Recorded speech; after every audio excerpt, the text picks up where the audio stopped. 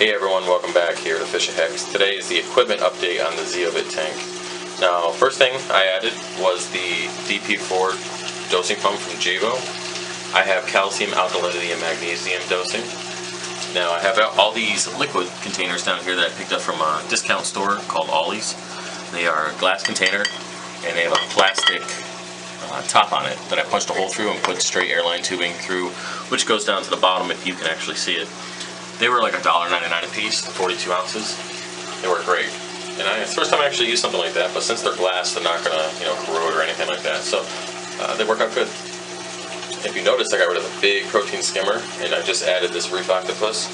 I'm not sure on the gallon rating on it. I got it from a buddy just to use temporarily because this is a temporary setup, and I don't really want to invest a couple $100 into a protein skimmer that I'm only going to use for about a year. So either way, I have it skimming dry, just in case it is a little too powerful for the tank. And it's only been in there for about 4 days, still breaking in, but so far it's good. And this one, doesn't shock me. Yeah, that's right, I didn't mention that earlier. The big protein skimmer, I was standing in here and I was going through, pumping the reactor, and I felt a zap. I was like, what the hell? So I went through all the equipment to see what was actually causing it, and it was the protein skimmer had a split in the line at the bottom, which, if you come over time, I've had that skimmer for years. Either way, I'm not sure if it was 120 volts, but it was enough to, wake you up in the morning at 6 when I pumped the reactor before I head out. So either way, that's gone. Using this one, works good so far.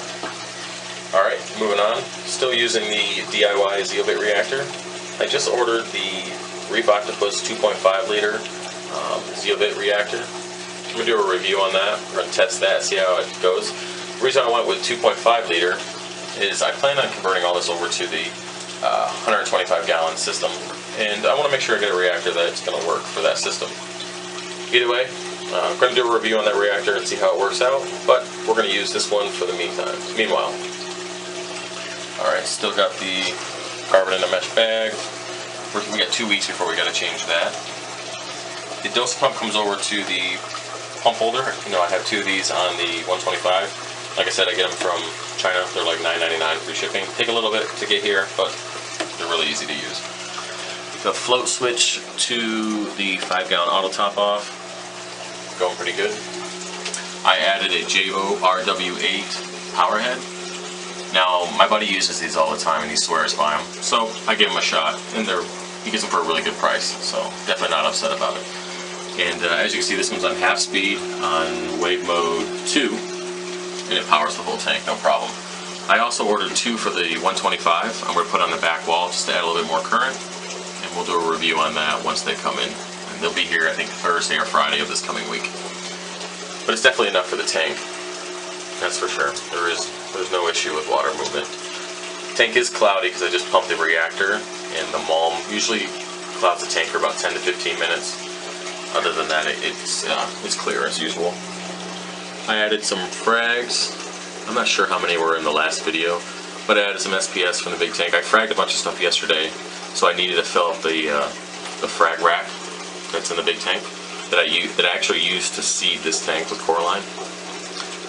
So I just transferred some more frags over. No one's dying, everyone's out, the polyps are all out, and they seem to be fine. The color is normal.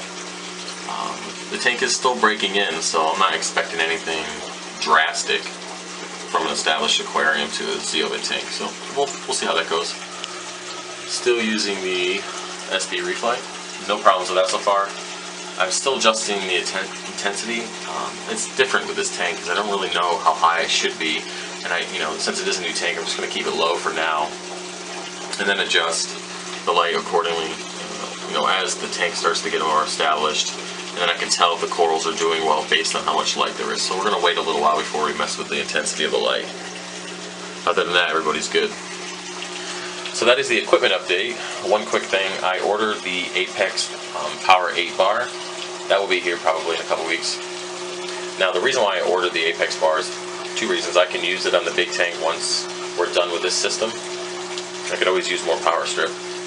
And then also, I'm like I said before, I go away on work for a couple days on end, and I like to make sure that the tank is doing well, because I left last week and I I don't know, I guess you can, maybe some OCD, but I really like to know that the tank is doing okay. And I can't do that without the Apex bar and everything being plugged in. Of course I have the pH and the temperature probe, which gives me a general idea of how the tank is doing. But I had to order the bar just for sanity purposes. And if you have an Apex and you've dealt with it for a period of time, you'll understand what I'm talking about. It's just comforting to know that everything's working as it should.